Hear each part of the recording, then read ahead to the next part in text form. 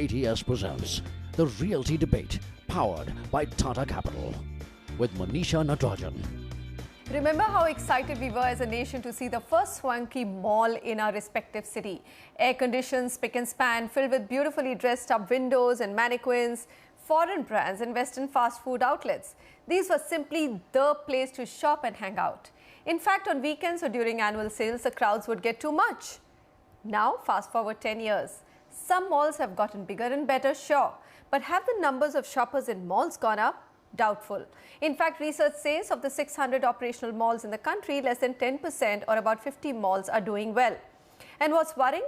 Even when crowded, the stores at the malls often struggle to bring in enough sales. Welcome everyone to the Realty Debate, which asks a very simple question. What's the future of malls in India? With me, people who know this business inside out. Pushpa Bector, Senior Vice President and Head Leasing and Mall Management, DLF Mall of India. Harminder Sani, Founder and Managing Director, Wazir Advisors. We also have with us C. Prabhakar, Director Gopalan Enterprises. Kaushika Madhavan, Partner A.T. Kani India. Kumar Rajagopalan, Chief Executive Officer, Retailers Association of India. Anand Sundaram, Chief Executive Officer, Pioneer Properties Zone. And of course, with his unique perspective, as always, Sameer Jasuja, Founder and MD of Prop Equity. Now, the 5 big questions, gentlemen and lady, that I'm going to pose today. Number 1, are malls no longer the mecca of shopping in India? Number 2, is online and e-commerce the big reason for mall distress? Number 3, what differentiates a successful mall from a dying one? The 4th question we'll be asking on Realty Debate today, should developers even bother with building more malls in the country? And the last question, how many malls will survive the next 5 years? So, before I start my discussion, let's just look at what's happening in the mall space. More than 600 malls have come up in the last 10 years, with 100 plus malls having opened up in the last 24 to 30 months. So, imagine the maximum supply has been in the last 2.5 years. Even though mall absorption dropped in 2014 and in 2015, it's likely to end even lower. You've had these launches. We could actually historically see the lowest demand in supply of mall space in 2015. Now, this is another important point. No more than 1/4 of the malls in India make money. As many as half have shut down or remodeled themselves into office blocks, cinemas and even hospitals. And according to JLL, 1 in every 6 stores in the mall is empty. So, that's a big number. And another advisory firm, Beyond Square Foot, estimates that up to 25 malls have been shut or converted to other uses in just the past 2 years. So lots of data to talk about, but I think the first question is, and it should go to Pushpa Bector because she's around the corner to launch the largest mall in India or in Asia or in Southeast Asia? Pushpa? In India. In India. Okay. All right. The numbers are so huge, I just stopped counting the zeros in terms of million square feet. So, do you really think that malls are still the mecca of shopping in India? Well, you rightly asked this question, which kind of malls survive? I think the high quality malls which offer a differentiation to the catchment will survive. It's going to be tough. The mall developers and mall management has to really reinvent constantly. It's not going to be reinvention once in 3 years. The time span has reduced to every year.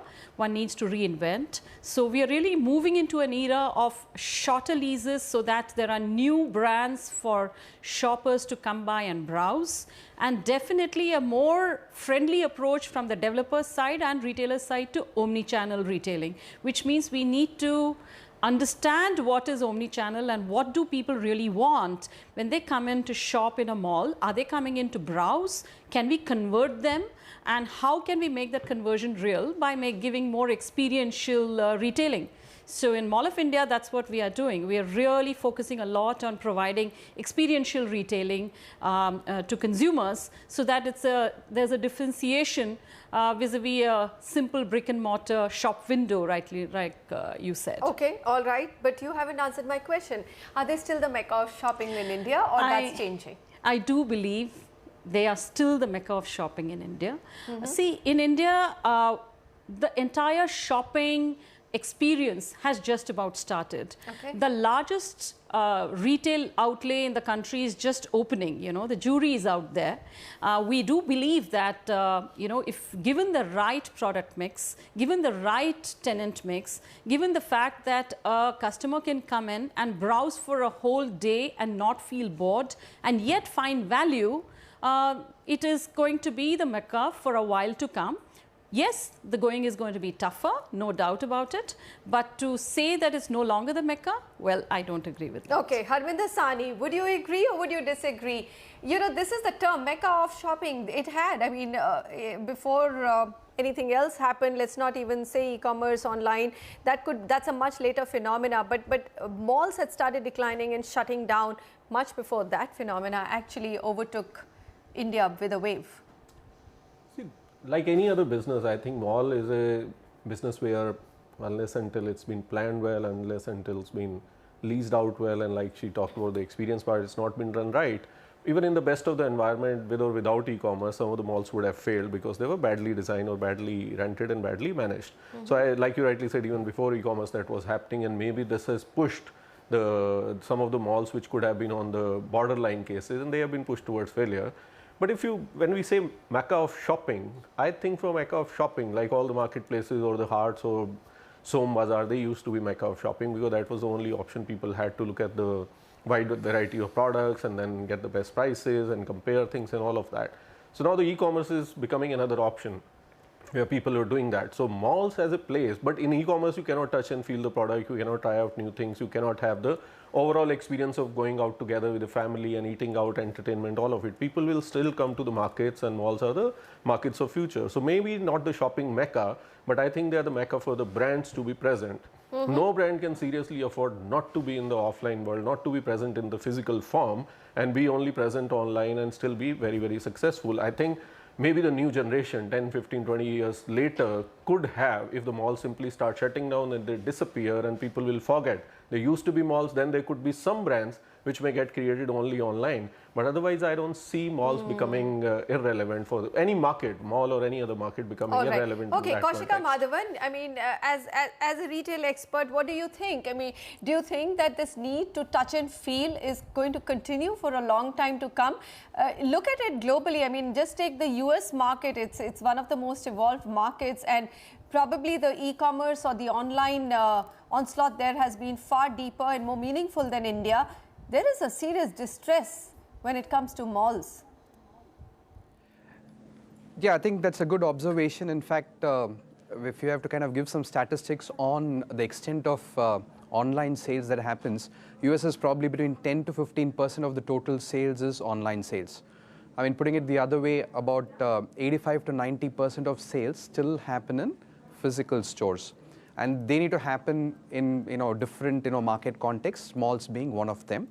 So even if you take US and UK and other developing countries being ahead of us by 10, 15 years in terms of e-commerce and omni-channel development, even those markets still have substantial share of sales happening through physical stores. That's a trend to keep in mind, which portends well to say that malls will have a future in India. The second point to keep in mind is even e-commerce organizations are seriously rethinking having a need for physical presence. I mean, you would have heard of Amazon starting its first physical stores. Bonobos, again a US retailer, is one of the more advanced in creating physical presence for what they call as touch and feel and trials and so on and so forth. And Alibaba recently acquired Suning in China, again trying to create a physical presence to complement their online sales. So these two trends portend well for malls. I mean, malls will have a place to hold the physical, maybe a trial or an experience touchpoint shop. The format or the role of a store might change, but the need for a store will exist, and hence by extrapolation, malls will be in business. All right. Mr. Prabhakar, 6 malls in Bangalore, probably the youngest city of India, which catches all the latest trends, has perhaps the most users in terms of e-commerce and online. What has been your own experience? There is nobody who really comes out and says, look, I've actually seen a fall in footfalls in my malls. But honestly, what has been your experience in the last 18 months where you're really fighting a battle with online? See, we have been in the mall business for the last 5 years, and we have seen a transformation as far as mall business is concerned. There's an evolution which has happened the last 5 years. Earlier it was only shopping, shopping and shopping. Today it is a lot more than shopping. It's the overall shopping experience. When I say overall shopping experience, shopping as per I see it is totally more than 5 verticals. One is shopping, which is the biggest vertical. The second is entertainment hub, your dining experience, your cinema experience, and overall a social and community hub. So unless all these factors are put together and all work together, integrated, only then we see a success in a mall. Mall is just not for shopping. But coming to the point what you mentioned, we have not seen any dearth in footfall or shortfall in the footfall as such into the mall. But there is a reduction in the transaction which is happening in the mall. So that is what we are working on now.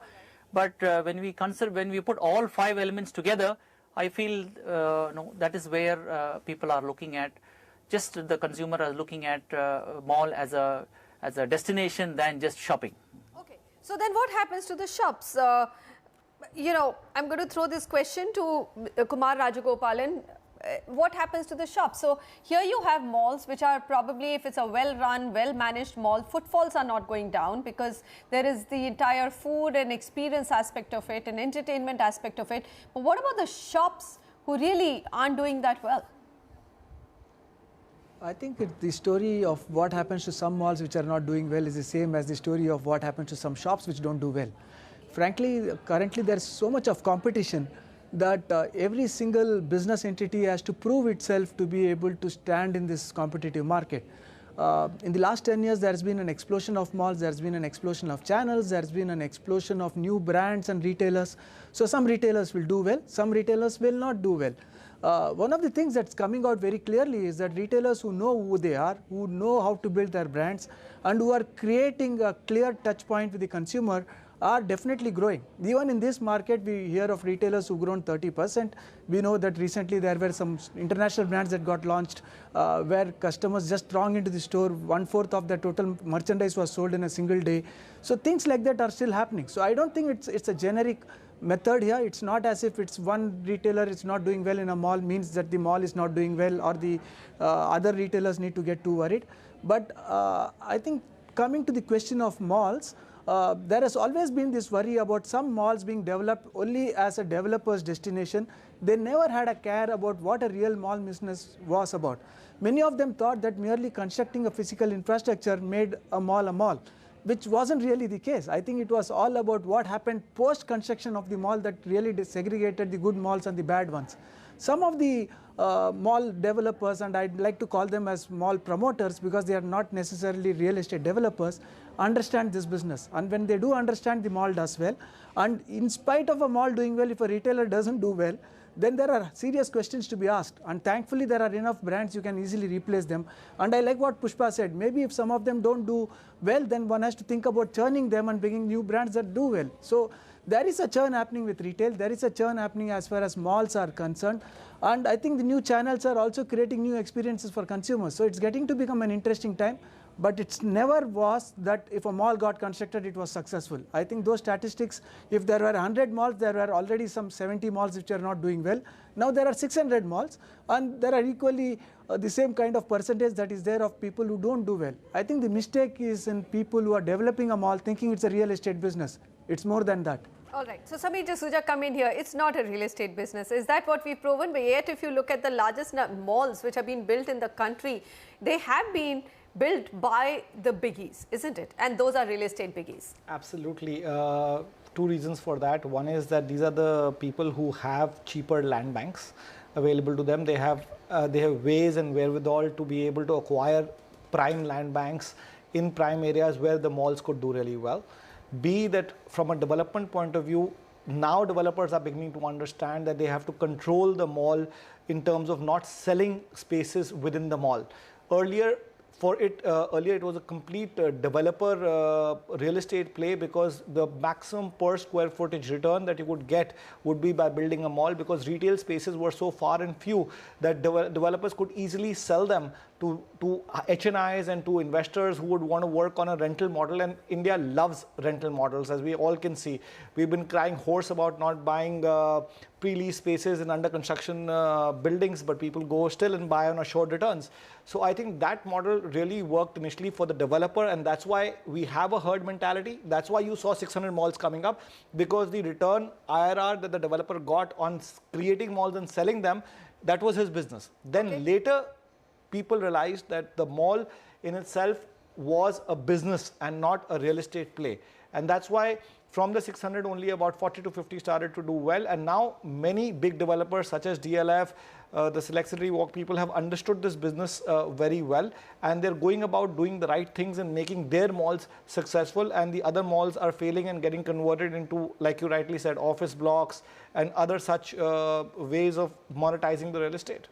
Anand Sundar, my big question to ask here is that, you know, you did see a lot of formats failing in the US. However, why did we still not learn? What really went wrong? I mean, okay, it started off as a real estate play, but even today it continues to be largely a real estate play, isn't it?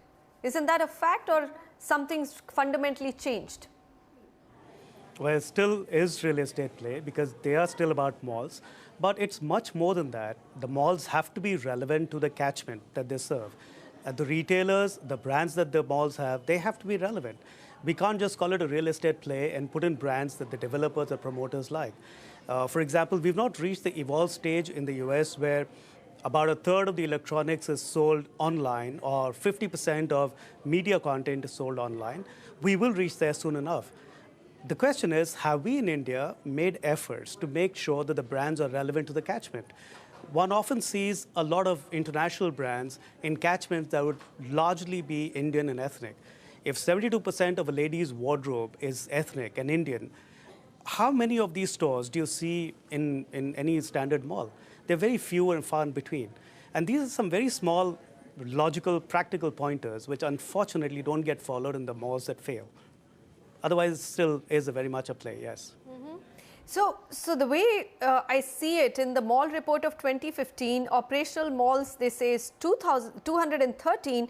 Total mall vacancy across 8 top cities is 14%, and malls shut down in the last 2 years is 25. This is a Cushman Wakefield report which is talking about it. So just one question, Pushpa. You've got several malls. What does it take? I mean, I'm sure you felt pressure in some which haven't done so well, and some have done well. What has been the difference between the two?